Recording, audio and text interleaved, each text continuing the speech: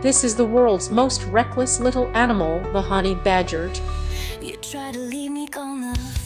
Only the size of a puppy, but dares to challenge lions, hyenas, even cobras.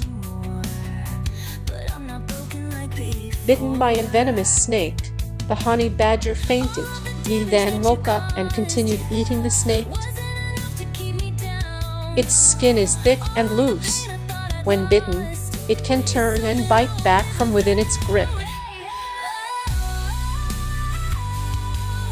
He even climbed a tree to steal honey from a wild beehive.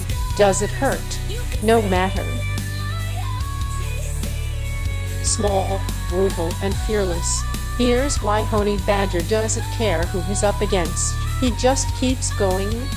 From this little animal we learn one thing: courage is not about size, but about attitude. Even when the world looks down on you, as long as you dare to stand up, you could be the most feared creature in the wild.